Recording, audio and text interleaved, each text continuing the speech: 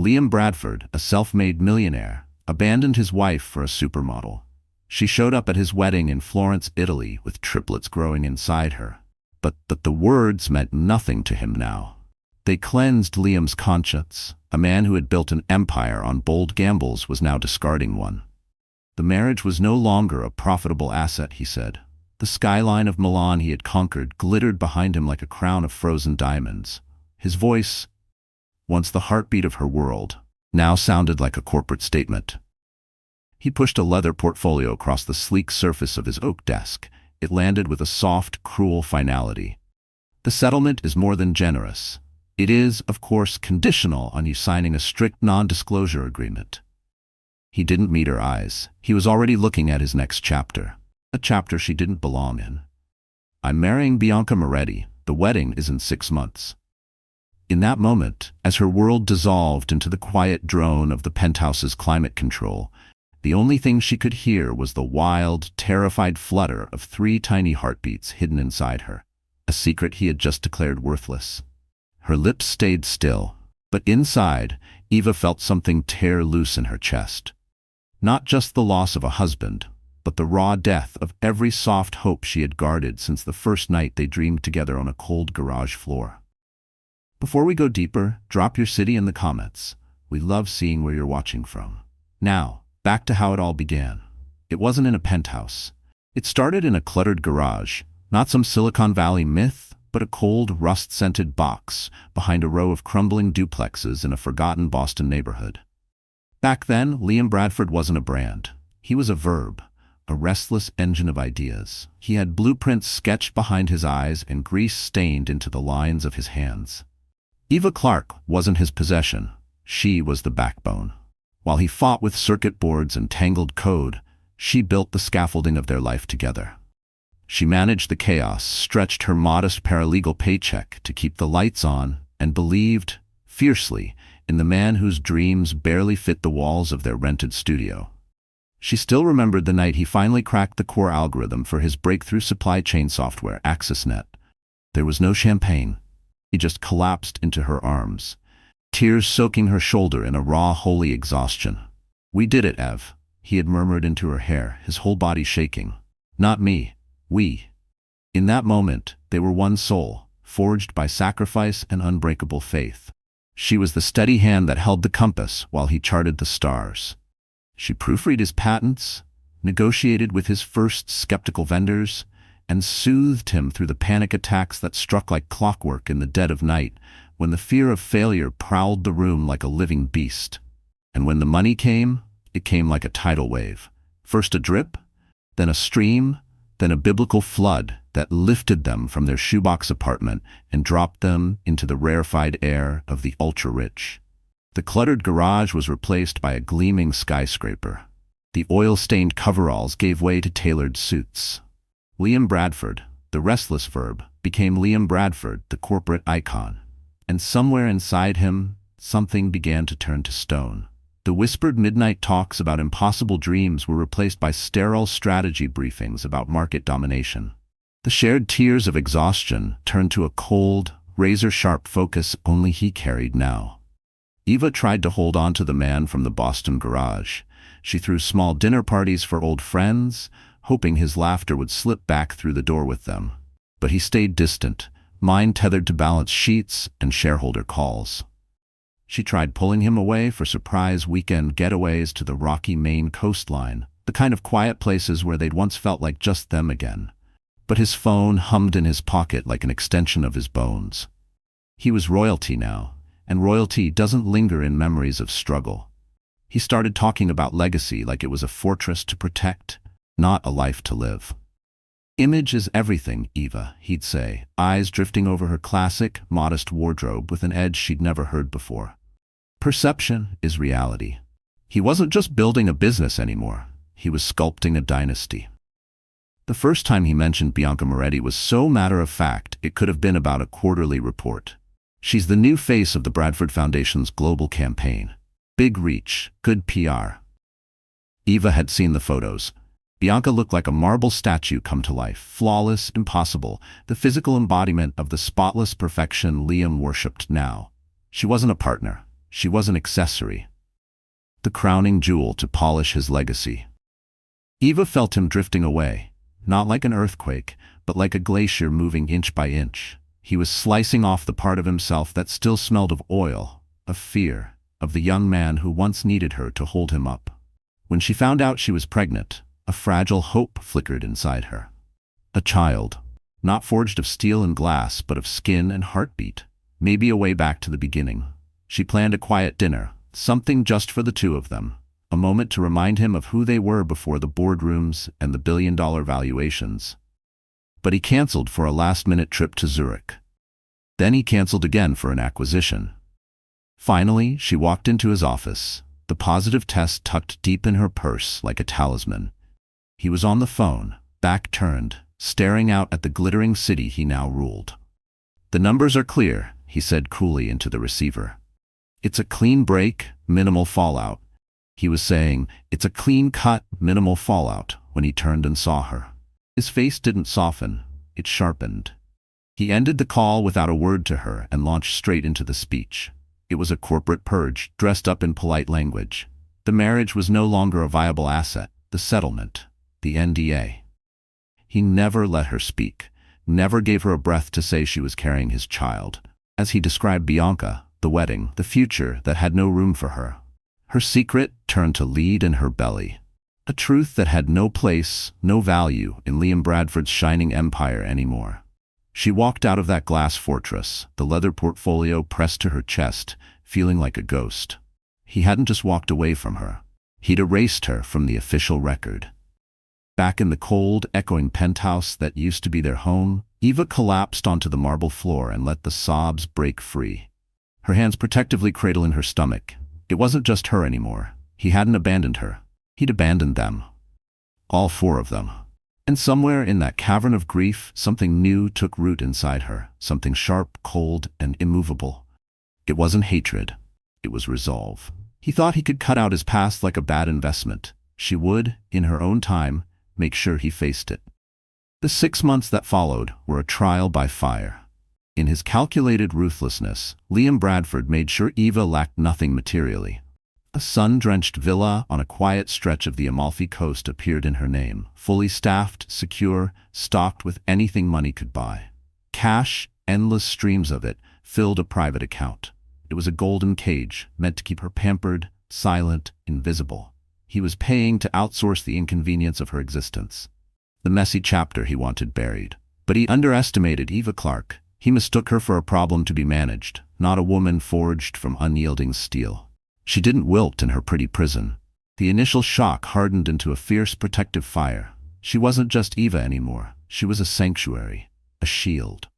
Her body, once the source of betrayal and pain, became holy ground.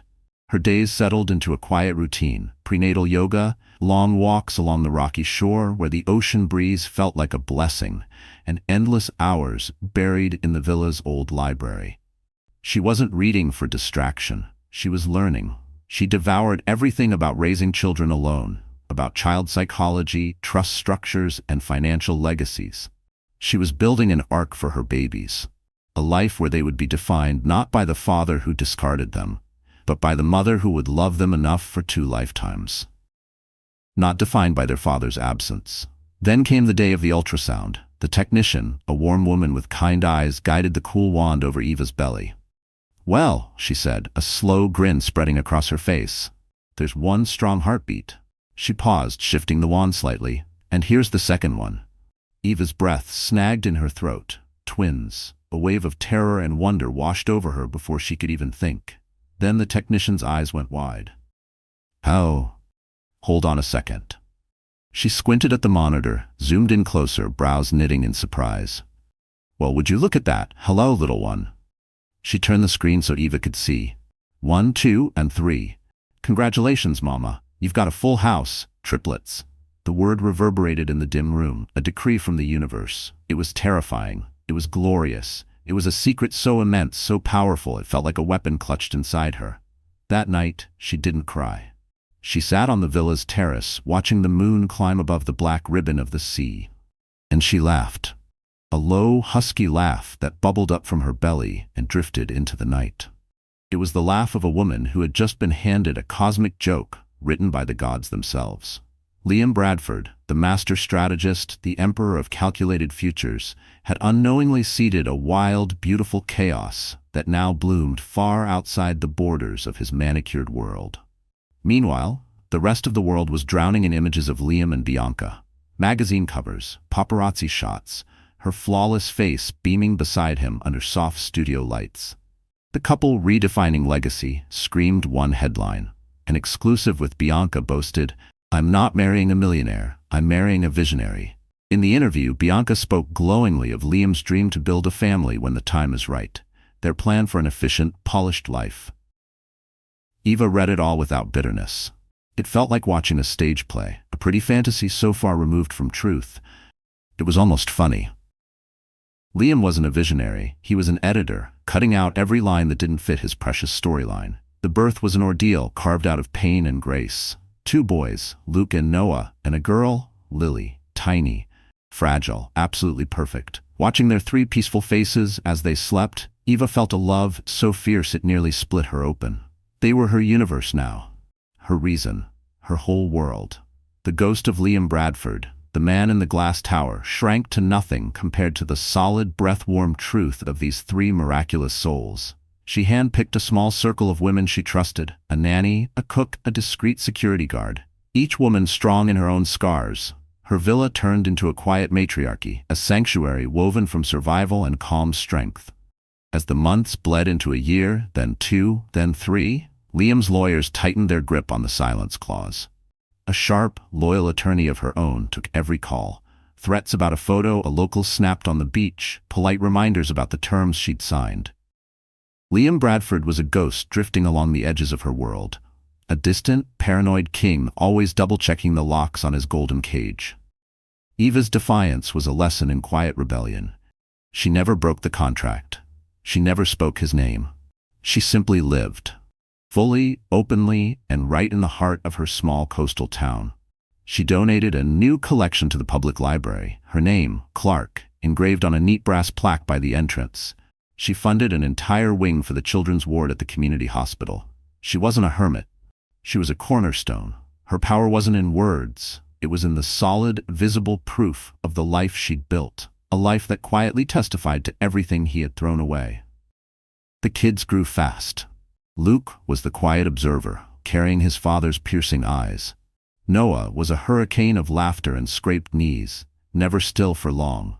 Lily was the peacemaker, a thoughtful little girl whose wisdom seemed far older than her years. Eva never lied to them. When they were old enough to wonder, she told them the truth, plain and gentle. Your father had a very important job. He didn't know how to be a father too. But you 3 were made from a love so big it had to become 3 people to hold it all. The announcement of Liam's wedding anniversary, 5 years with Bianca, sparked everything. It wasn't a hushed celebration.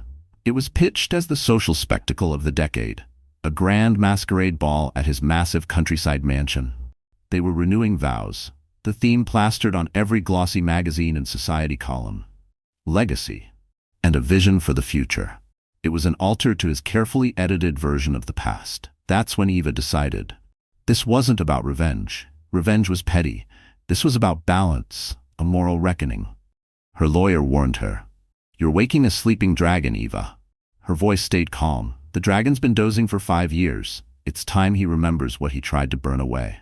Her plan started to take form, precise, patient, foolproof. She wasn't going to storm his wedding. She was going to appear, not with threats or declarations, but with her presence alone. A silent reckoning. She didn't dig into Liam's bank accounts. She dug into his past. The official story was that Liam Bradford was a self-made genius, a man who built an empire from nothing but raw brilliance. But Eva had been there from the start. She remembered whispers, half-forgotten scraps about his father, a man Liam only ever mentioned with contempt, dismissing him as a failed dreamer, a drunk who died alone decades ago. Something about it had always felt wrong. Liam's hatred for his father burned too hot, too complete. So Eva hired a private investigator, a discreet woman who specialized in hunting down buried truths and forgotten people. She began tugging at the threads. The investigator traced a last known address for Alan Bradford, a decaying boarding house in an old industrial town that prosperity had long abandoned. She found a storage unit, its rent quietly paid in cash for years by an anonymous hand. The payments stopped a few months after Alan died. Inside that storage unit, under a dusty canvas tarp, was the ghost of another man's lifetime.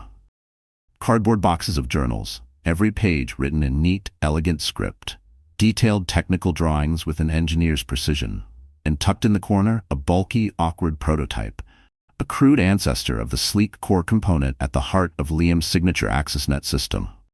Eva spent a week devouring those journals. The villa's library smelled of old paper and grief that had never found a grave. The story those pages told wasn't about a washed-up dreamer or a drunk. It was about a gifted, gentle man named Alan Bradford. A man who dedicated his life to solving the puzzle of global logistics, who dreamed of connecting the world in ways people barely imagined yet. A man who scribbled bittersweet confessions about his only son. Liam has a fire in him, a fire I fear will burn away the wood of his own soul.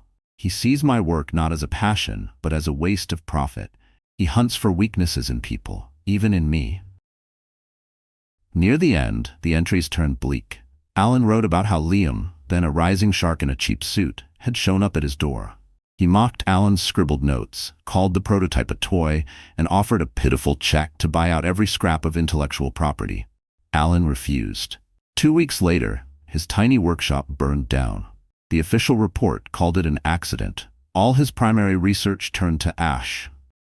And shortly after, Liam Bradford launched his first company built around a dazzling new idea for streamlining supply chains, an idea that was really just his father's dream, polished, monetized, and weaponized.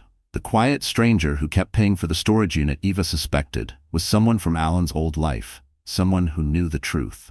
The truth that Liam Bradford was never self-made. He was a grave robber. He hadn't just abandoned his wife and children, he had built his entire kingdom atop the bones of his own father. The fortress of his so-called legacy stood on a lie, cemented with the ashes of the man he'd erased. Eva closed the last leather-bound journal, its cover cool under her fingertips. Her heart didn't pound with anger. It was quiet, focused, a terrifying crystalline calm. Now she saw it. The emptiness behind Liam's eyes, his obsession with control, the desperate perfection of his public face. He wasn't guarding a legacy. He was burying a crime, not one written in any law book, but a crime against the soul. The invitation to the vow renewal arrived exactly as she expected. A smug courtesy, a final, gilded slap in the face from the world she'd been exiled from. It sat on her desk, cream and gold, mocking and bold. Eva picked up her phone and booked a high-end limousine, the kind no one else would dare pull up in. Then she called a designer in Paris, one who crafted exquisite custom evening wear for children. This wouldn't just be an arrival, it would be a resurrection. She wasn't just bringing his children to his castle, she was bringing the ghost of his father to the steps of his throne. The day of the gala unfolded like a fever dream of wealth. Liam Bradford's country estate was transformed into a moonlit fairy tale. Crystal chandeliers hung from centuries-old oaks, a symphony played on the manicured lawn. Even the air glowed with the hum of generational money. Liam stood at the top of the marble steps of his Georgian manor, Bianca radiant beside him in a gown white as starlight. She was flawless, every inch the empress of his carefully edited kingdom. But Liam's smile never touched his eyes.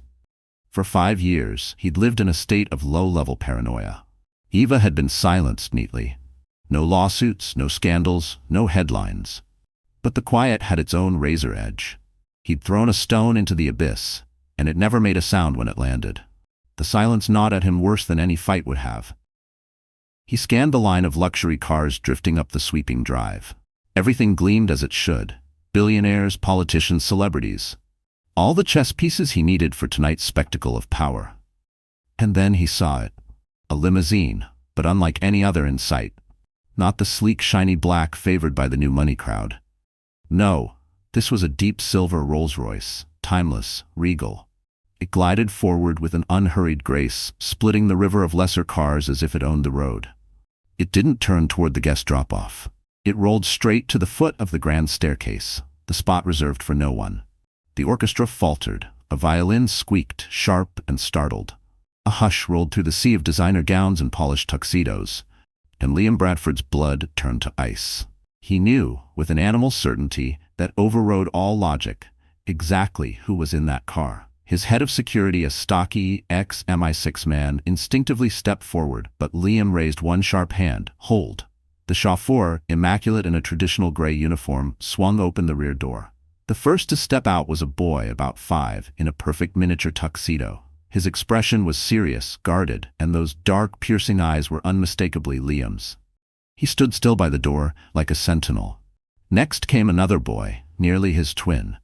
But a grin played at the corner of his mouth, his eyes flicking around the grand estate with bright, awed excitement. He rocked gently on his heels, unable to hide the bubbling energy in his small body. Last, a little girl emerged, delicate in a simple, elegant dress, the soft pink of dawn. Her hair was braided neatly down her back, and she held both brothers' hands as she looked up at the towering manor. Not with fear or awe, but with a calm, unsettling curiosity that seemed far too mature for her tiny frame. They formed a line, 3 small, perfect, impossible reflections of him. The hush that swept the crowd was absolute. His eyes, his strong jawline, tripled. The math struck like a sledgehammer, raw, unforgiving, undeniable, and then Eva stepped out. But she was not the woman he had discarded. That woman was gone, soft, pliable, erased. This Eva was sovereign. She wore a gown of deep emerald silk, the color of life, of old wealth, of a heart that refuses to break. Her hair was swept into a sleek updo, bearing the graceful strength in the curve of her neck and jaw. No gaudy diamonds weighed down her throat, just a single, familiar gold locket that glowed warm against her skin. She wasn't here to shout. She didn't need to. She radiated a quiet, unshakable power so real it made the chandeliers and luxury cars around her look cheap. She reached for her children's hands, gathered them close, and together, the 4 of them, began to climb the grand staircase. Liam felt Bianca's nails dig like claws into his arm. Her hiss was a thin blade of ice. "Liam, what is this?" He couldn't answer. His throat locked tight around the truth. His carefully manicured illusion cracked wide open, and he could hear the split echoing in his head like breaking glass. Every guest, every camera, every breath in that manicured garden fixated on the silent, unstoppable ascent. Eva stopped just steps away from him and Bianca. She didn't spare Bianca a single glance. Her eyes, clear, steady, lethal, locked onto his. "Hello, Liam." She spoke, her voice calm, even, carrying clear and strong through the stunned hush. "Luke, Noah, Lily, this is your father." The 3 children turned their eyes to him. There was no blame there. No fear, just a quiet, unguarded curiosity, the way one might study an artifact in a museum. It sliced deeper than any hatred could have. Liam felt the world pitch sideways, the roar of blood deafening in his skull. This was the reckoning he'd always feared, the bomb under his throne finally ticking down to 0. His mouth opened, the reflex to bark for security, to snarl for lawyers, to do something, but Eva's voice cut in again, softer now, meant only for him. "This isn't about them, Liam. Not really." She stepped closer, just one step, and he caught the faint trace of her perfume, jasmine and the briny whisper of ocean salt. The same scent she'd worn back in that Boston garage when they'd built dreams with nothing but calloused hands and hope. "It's about him." He croaked the word, brain flailing for footing. "Him?" "Alan," she said, and the name turned like a blade in the locked cellar of his mind. "I know about the journals. I know about the fire in the workshop. I know about the prototype." It wasn't an attack on his bank accounts or his PR machine. It was a direct hit at the festering rot beneath the marble floors and champagne toasts. The lie he'd worn like armor for 20 years cracked open in her steady gaze. He stared at her and saw no gloating victory, no cruelty. What stared back at him was worse, pity. She hadn't come to torch his empire. She'd come to force him to stand eye to eye with the ghost he'd buried in ashes and silence. The children were not the weapon. They were the jury. The true blade was the truth she held without trembling. Her voice stayed soft, yet it carried enough force to shatter glass. "He didn't die a failure, Liam. He died a father whose son stole his legacy. And you've spent every day since then building a shinier tombstone to bury the crime." Beside him, Bianca heard the name Alan. She saw the blood drain from Liam's face, saw the raw terror swamp the cold authority she'd worshipped for 5 gilded years. In that second, She understood the truth. She had never known the man behind the empire. She had been another trophy on a pedestal built on stolen bones. Slowly, with numb fingers, she pulled her hand from his arm. The final blow wasn't a scream. It wasn't chaos. It was the hush that fell like judgment. A man's soul, gutted open in front of the world that once clapped for him. Eva hadn't come to ruin his party. She had come to hold up a mirror. And now the monster staring back was one he could never again pretend not to see. The silence on that staircase breathed, alive, merciless. It pressed in on Liam, squeezing the breath from his lungs. The symphony behind him might as well have been a ghost. Its notes vanished into the suffocating silence. The rows of dignitaries and celebrities stood frozen, wax figures in a museum he had built to worship himself. The only real things left in his universe were her unwavering eyes and the three small, unblinking truths standing beside her. "Get them out of here." The words tore from his throat, jagged and raw. It was the last bark of a cornered king whose fortress walls were cracking. He didn't look at Eva. He looked at his head of security, who stared back wide-eyed, caught between duty and disbelief. But Eva didn't so much as flinch. "We're not leaving," she said, her voice still impossibly calm. "Not yet." She stepped closer, closing the gap until she stood directly in front of him. From her small, elegant clutch, she drew not a weapon, not a threat on paper, but a worn, leather-bound book, Alan Bradford's journal. She didn't flip it open. She simply held it out to him like a relic or a verdict. "Your legacy isn't the code in your servers, Liam. It's this. It's the story of the man you erased." Liam stared at the journal as if it might hiss and strike. Memories oozed up, thick and tar-black. The cramped workshop smelling of solder and his father's quiet hope. Alan's eyes wet with hurt the night Liam spat that it was all worthless junk, and the oily, choking stench of smoke curling into the sky when the fire turned the past to ash. The smell he'd told himself for years was the cost of ambition. And now, standing here, he felt that cost claw up his throat, a bitter taste of every lie that built this throne under his feet. "What do you want, Eva?" he snarled, the cornered beast surfacing behind the billionaire mask. "More money? Name it. Take it. Just take them and go." It was the wrong thing to say. For the first time, true anger flickered across her face, sharper than a scream. "Money?" she echoed, her tone dripping with a scorn more brutal than hate. "I have your money. I have the golden cage you built for me. I don't need your scraps, Liam. I'm not here for your currency. I'm here for your soul." Out of the corner of his eye, he saw Bianca take a single, deliberate step back. Her face was bloodless, her eyes wide with horror, but not at the children. She was looking at him, the stranger who had ripped off his own mask before 1,000 silent witnesses.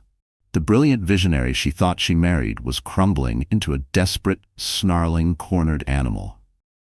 "You will not do this to me," he rasped, his voice quivering with a terror so pure it vibrated in his bones.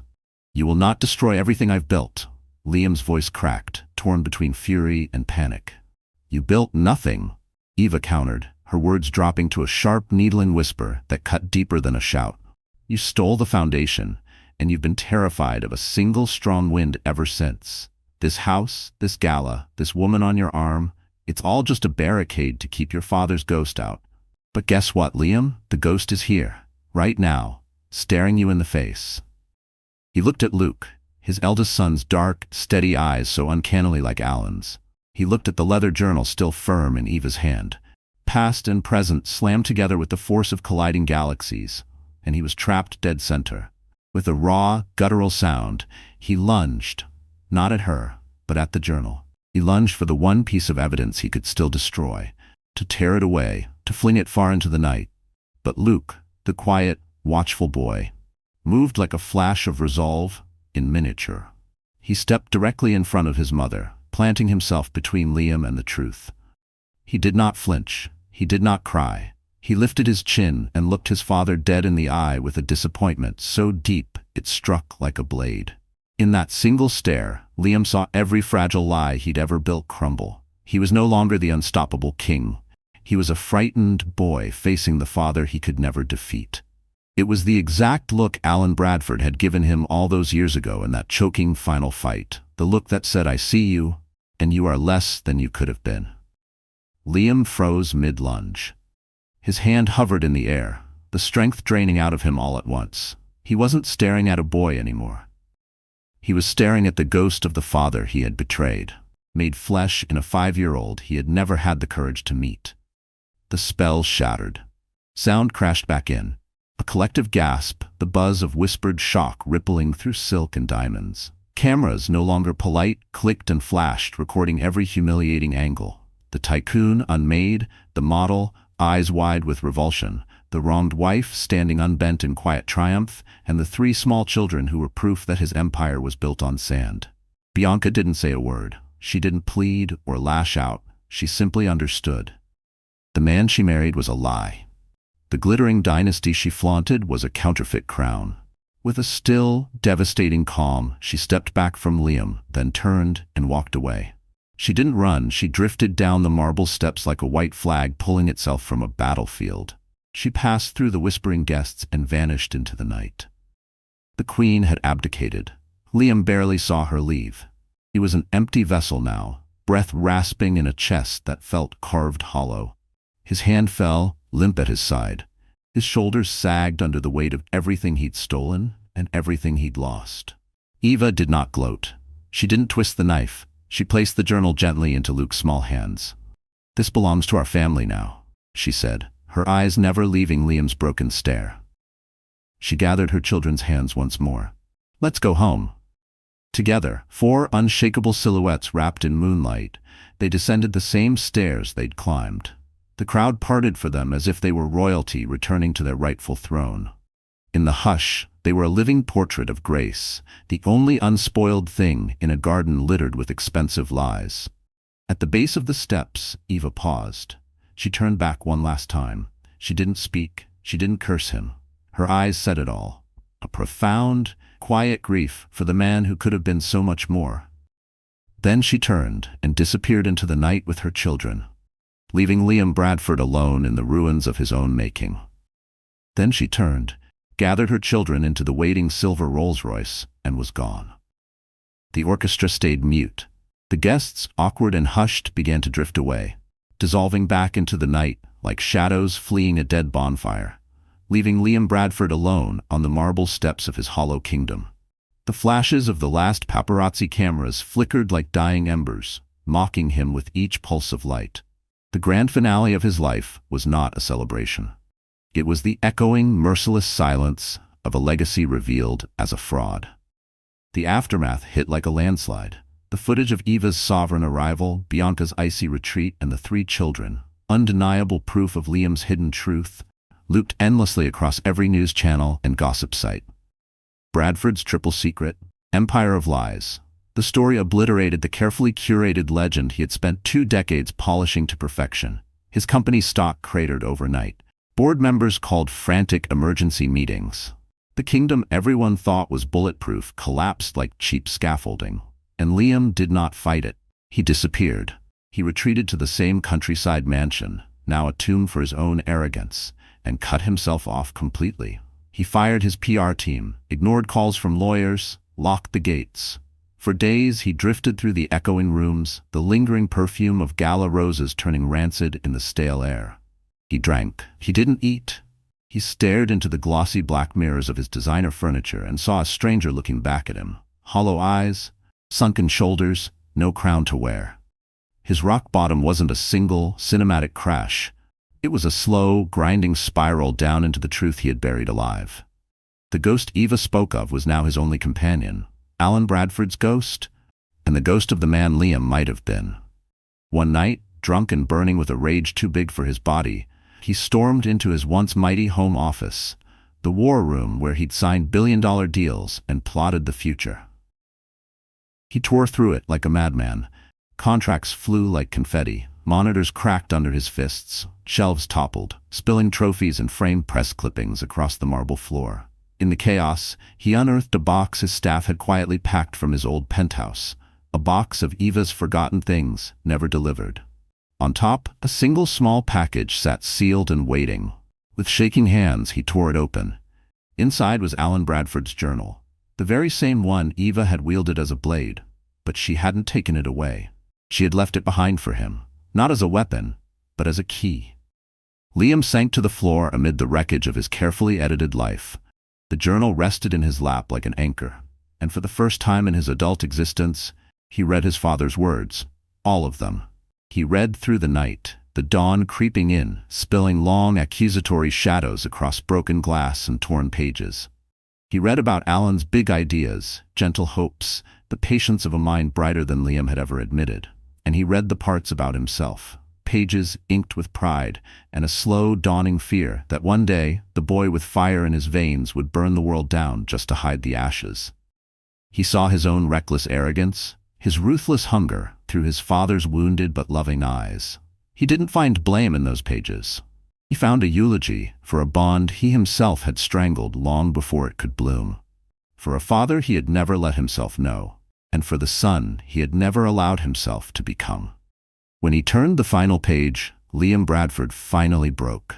He curled up on the cold marble floor, clutching Alan Bradford's journal tight to his chest, and he wept. Not the relieved, exhausted tears of the young man in the Boston garage so many years ago, but the raw, soul-ripping grief of a man mourning his own wasted soul.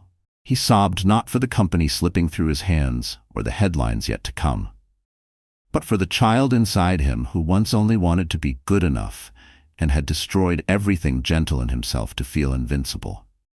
His transformation did not come like a bolt of divine lightning. It crawled into him slowly, painfully, not with headlines or grand spectacles, but with humble, persistent acts of penance. The first thing he did was invisible to the world. He used a discreet shell corporation to establish a foundation, the Allen Initiative. Its mission was simple and pointed: to fund overlooked inventors, quiet innovators, the so-called failed dreamers who never got their shot. He seeded it with a huge portion of his personal, untouchable wealth. No press release, no ribbon cutting. It was quiet atonement. The second thing he did was harder. He wrote a letter, not to the board, not to the press, but to Eva.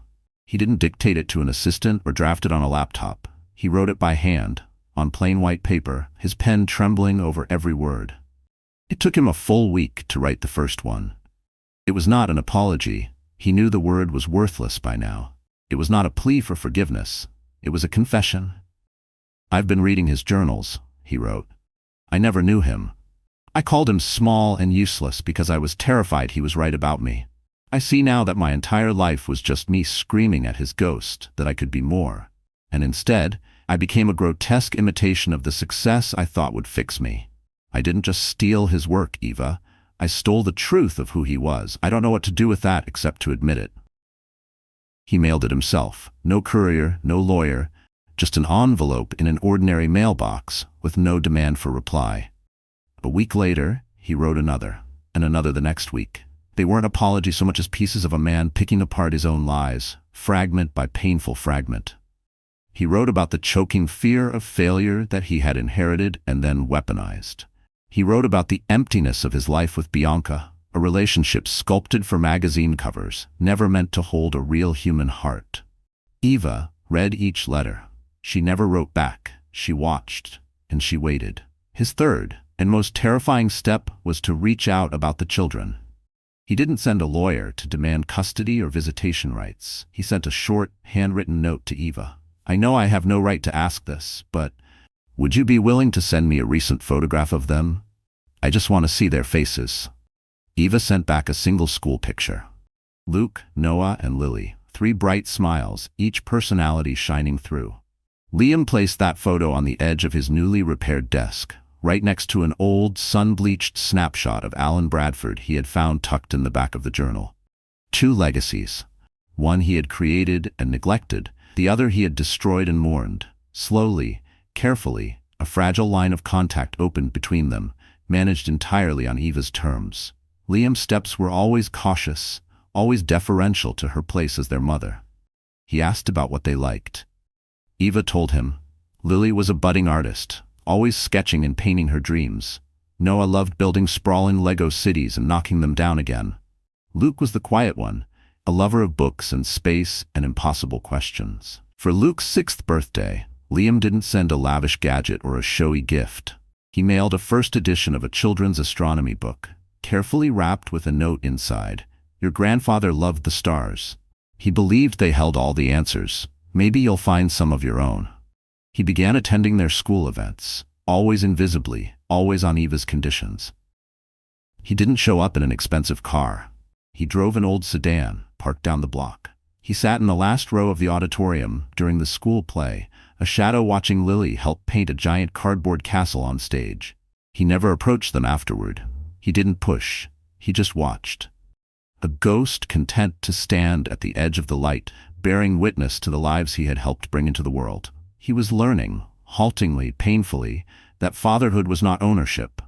It was presence. Even if it was just the presence of a man trying to earn back the right to stand in the same room. His redemption wasn't a finish line. It was a road, steep, unmarked, and walked one quiet, honest step at a time. He didn't pretend he could reclaim his family. He was trying, for the first time in his life, to become a man worthy of one. 2 years passed. 2 years of quiet letters, cautious updates, and the slow, deliberate unraveling of an empire built on sand and stolen dreams. Liam had systematically removed himself from the daily machinery of Bradford Industries. He stepped back, installed a new CEO and a stronger board.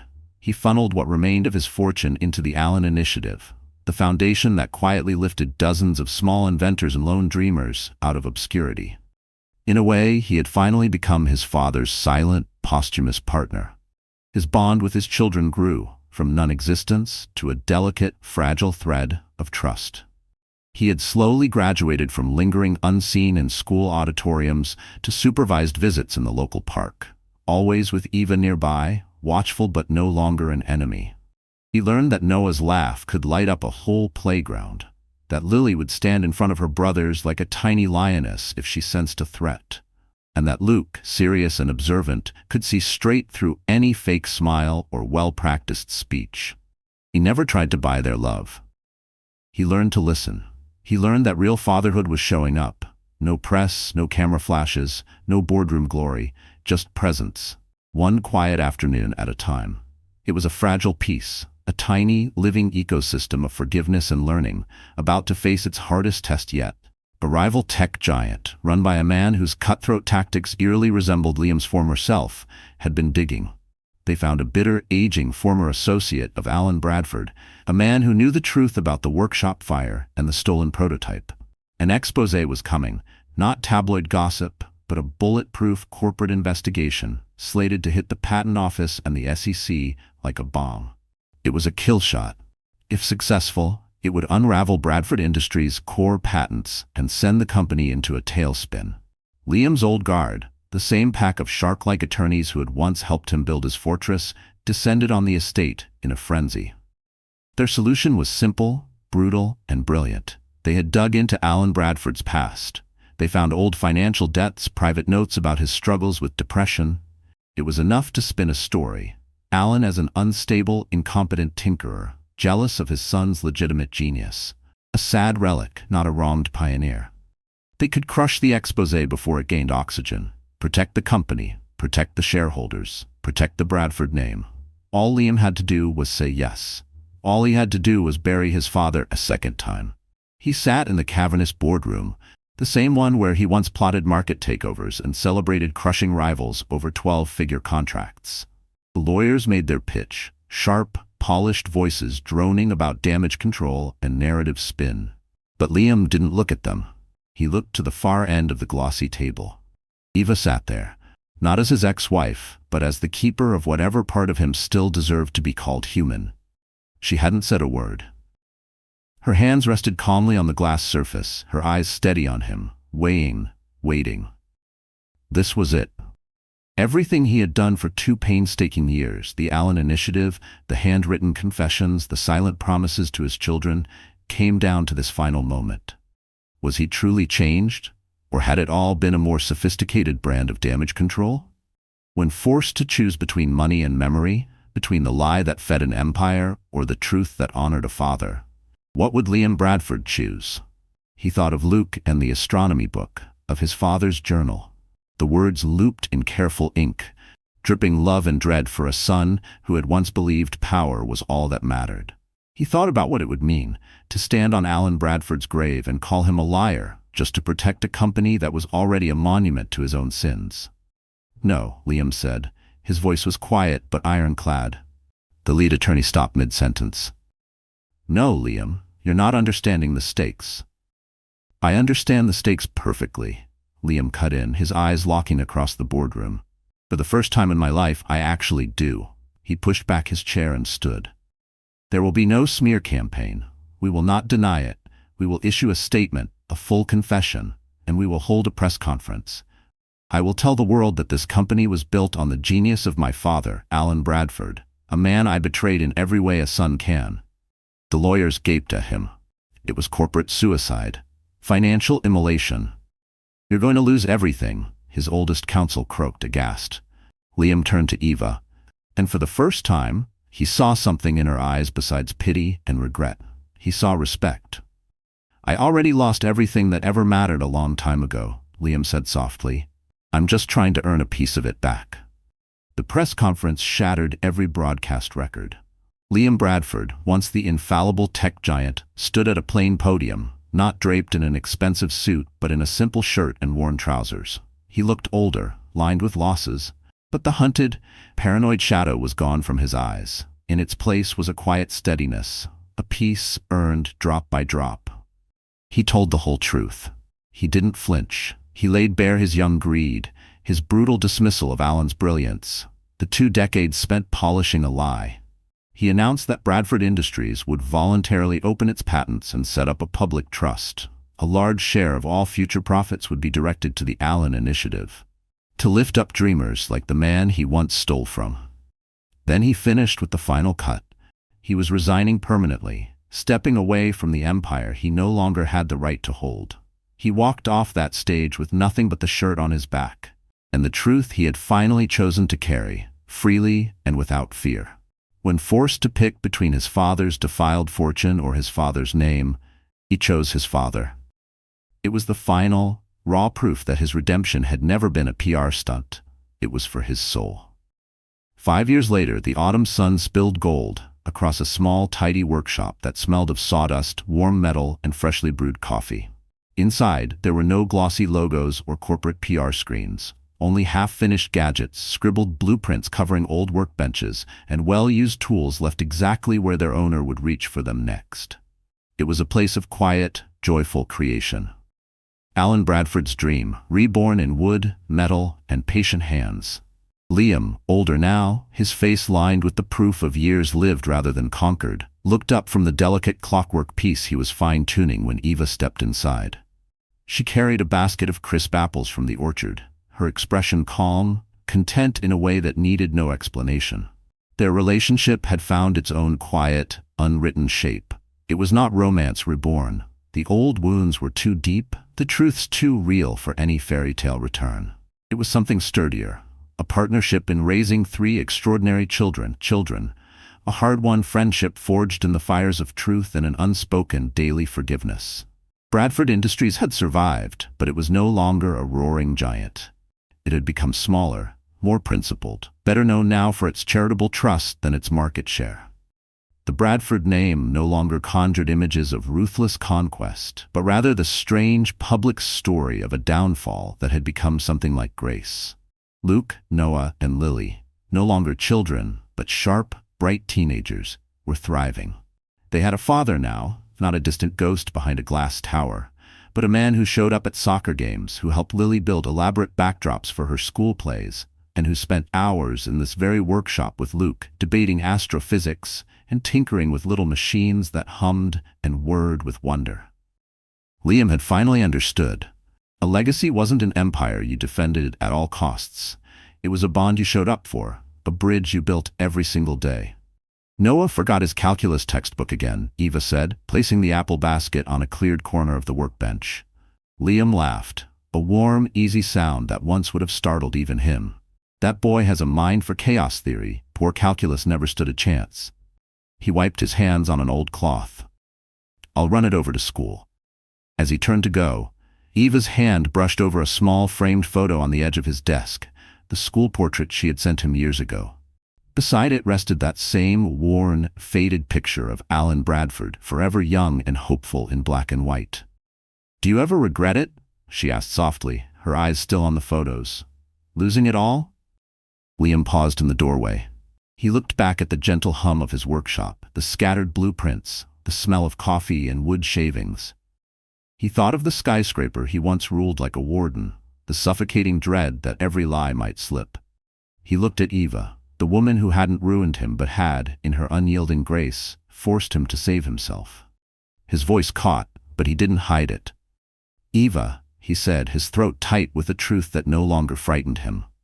"I didn't lose anything that was ever really mine, and I gained this." He gestured at the workshop, the peaceful warmth, the quiet understanding between them, the legacy alive in the laughter of their children. He was, at last, truly a father, and that word alone was worth everything he had paid to earn it. He didn't need her to say, "I forgive you."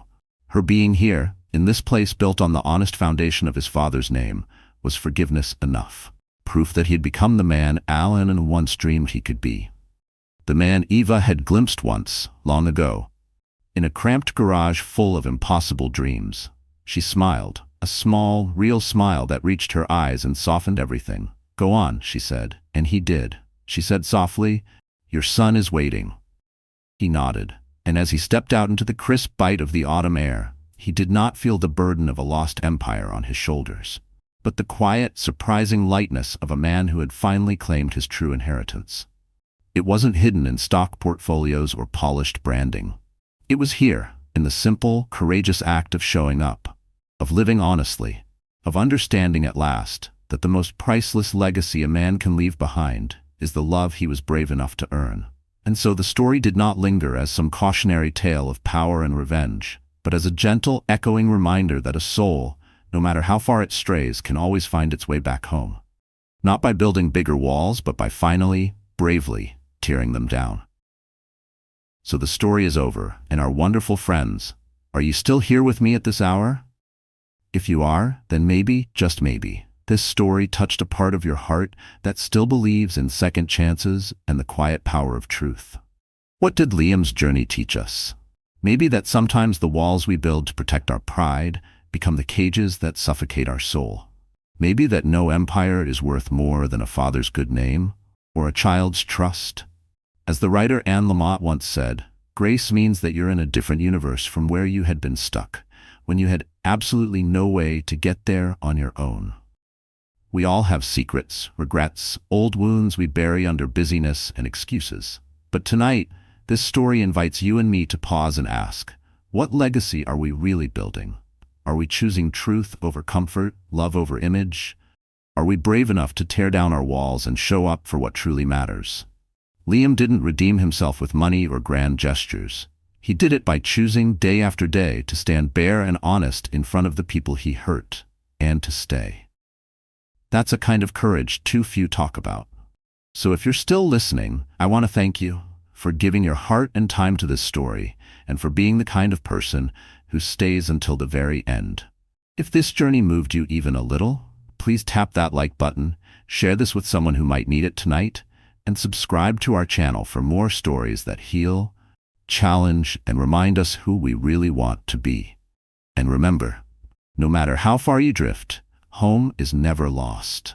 Sometimes, it's waiting on the other side of an honest word, a brave confession, or the quiet act of showing up. I'll see you in the next story, and until then, take care of your heart. You deserve to bring it home.